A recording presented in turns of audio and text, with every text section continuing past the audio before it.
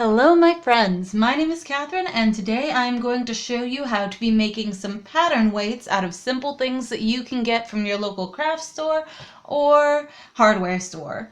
I have got some great big washers. These are heavy steel washers. One of them would probably be enough for a pattern weight, but I want two because I want them to be more heavy than one is. I've got some beige Sculpey. I actually have a giant box of beige Sculpey. Here we go.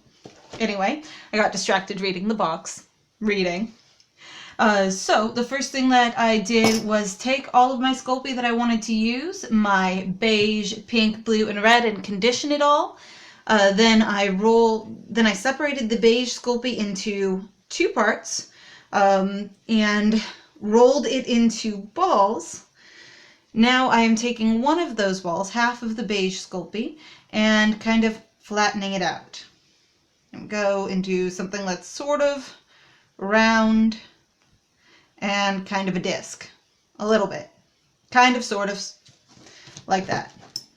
There we go. And then I'm going to take my two washers and set them in the middle of that and press down a little bit. Sink the bottom one down into it and then wrap the edges up around the washers. There we are. I am making these pattern weights shaped like donuts because my sister said she saw them on the internet and she wanted them.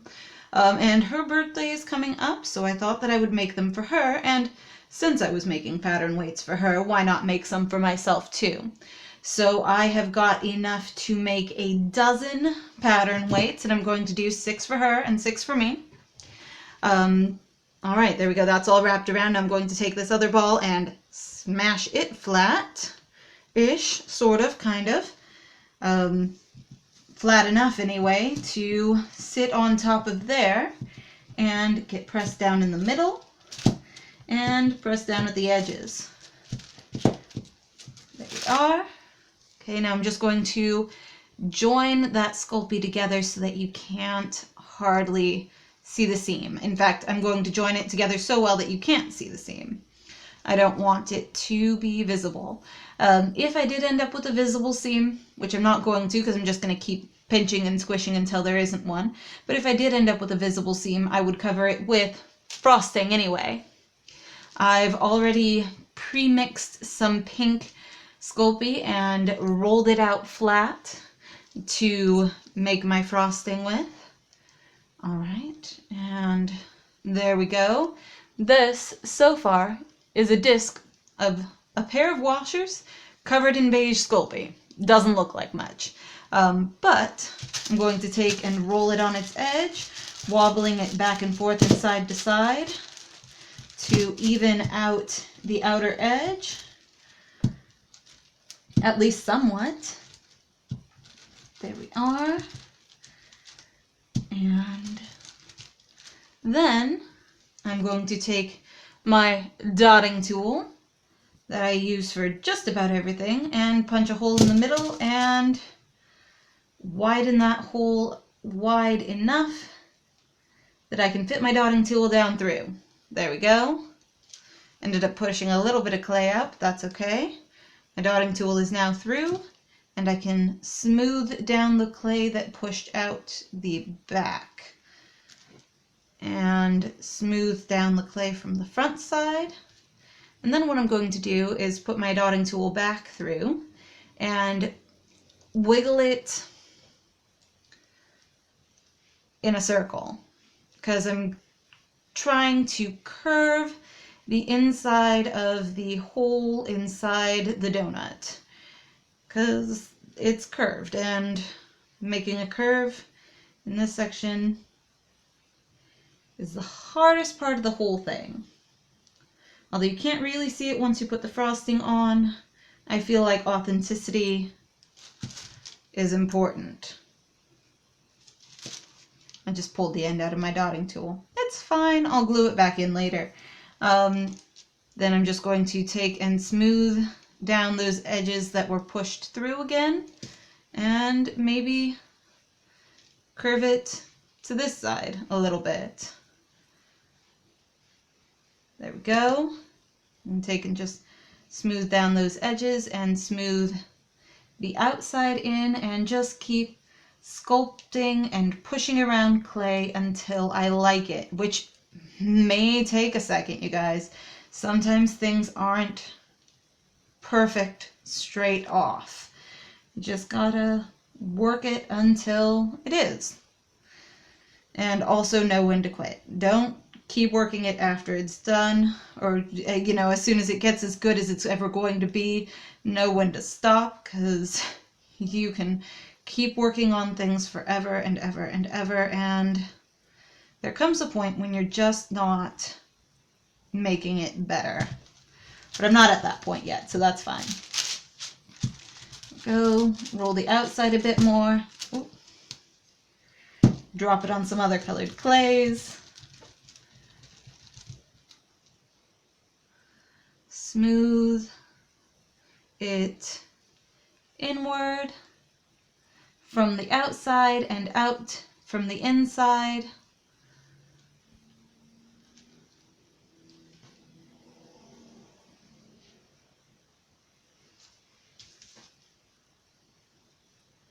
And widen that donut hole a little bit more. And pull it out a little bit more and push it in a little bit more. Just generally trying to get a donut-ish look to the thing. That side's getting pretty curved. That's nice. Sometimes rolling it on your table is the easiest way to sculpt things. And that's all right. Do whatever comes easily. It doesn't have to be hard to be nice. Go. Or it doesn't have to be difficult to be nice. Easy things can be nice too. And sometimes things that are nice are secretly easy. Like cheese making. Making cheese is secretly easy. People have forgotten how to do it, and because it's something that's wonderful and delicious, and they don't do it at home, they think it's really difficult to do, but it's really, really not. It's really a very easy and fun thing. Maybe I'll show you guys how to make cheese sometime. Maybe I won't. Who knows? But there we go. That kind of wants to bow in a little bit right at that edge, which means I've gotten too close to the washer inside there, so I need to thicken up the Sculpey on that edge a little bit.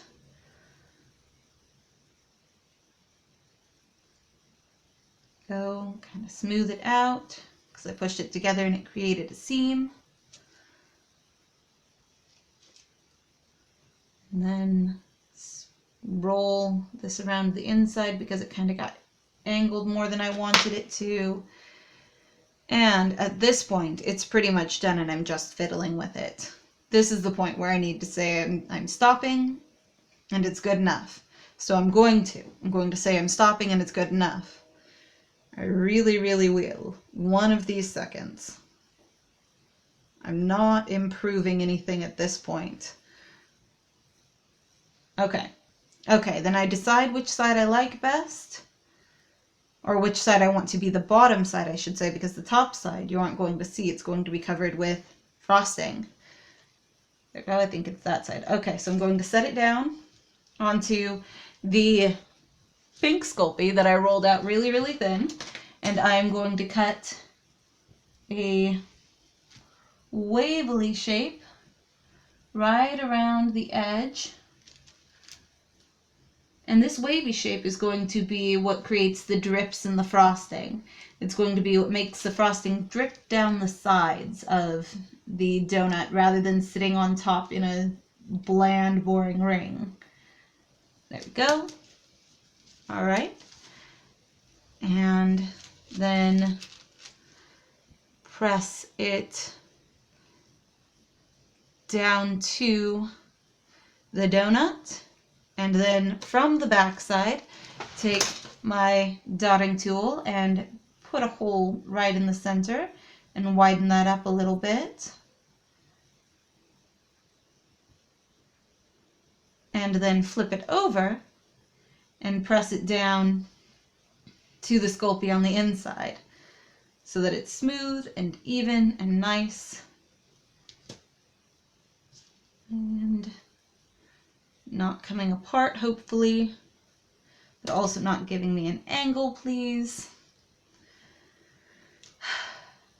Sometimes things go as you want them to, and sometimes they don't, and sometimes you just have to convince it to do what you want it to. Alright, so the center's done, and then press up on the up drip parts and press down on the down drip parts and thin the icing out toward the edges, or well, this is frosting. Thin the frosting out toward the edges so that it looks like it's actually dripping and doesn't have a hard edge where you cut it. There we go.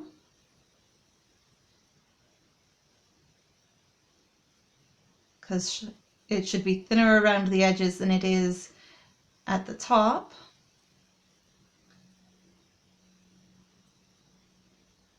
Go, press it down, make it thin and nice and drippy.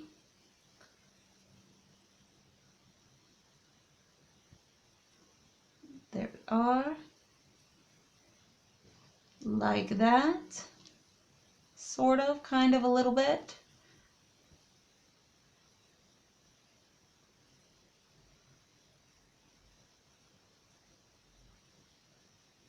There we are, and almost all the way around. And our donut is now frosted. So we'll set it aside for a moment, and now we're going to make our sprinkles. So I've got this roll of blue, and I've rolled it to about the thickness that I want my sprinkles to be. And I'm just going to cut off pieces that are roughly the same length, and then stick them onto the donut. Come on, you. Stick on. There we go. And once I've done this with the blue, then I will do it with the red that I've got over there too.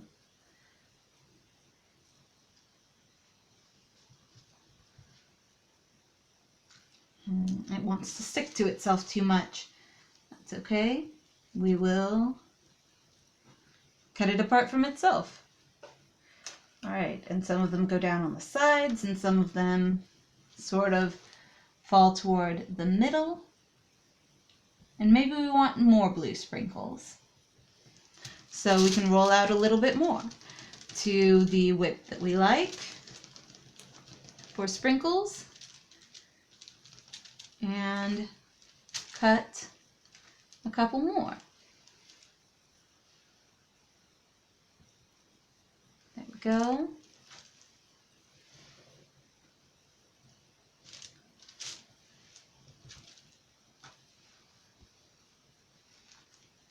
All right. And then we'll take our red and do the same thing. And then we've got a we've got a donut with pink frosting and blue and red sprinkles.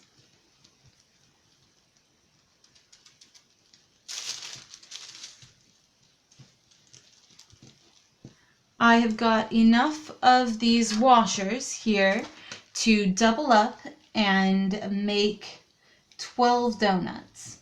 I want to make 6 for my sister, and since I'm making them, I also want to make 6 for myself, because now that I'm doing it, I like the idea of them.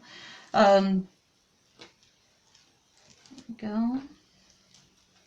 So I'm going to do 1 in pink for each of us, and 1 in white for each of us and one in purple for each of us, and just do a bunch of different frosting colors and bake them all together.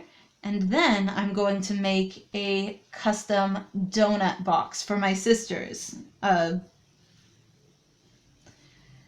Donuts, and maybe one for mine too. I don't know. We'll see how it goes. It depends. Go, and then I think way over there. And there we have it. A pink frosted donut. Weight for weighing down your patterns when you're sewing. If you like this and you want to try it, definitely let me know. I would love to see if any of you try this and how yours turn out as well. I have shown you what I did today. Tell me what you're doing today. This is what I did. I will see you guys all later, and remember to subscribe. Bye!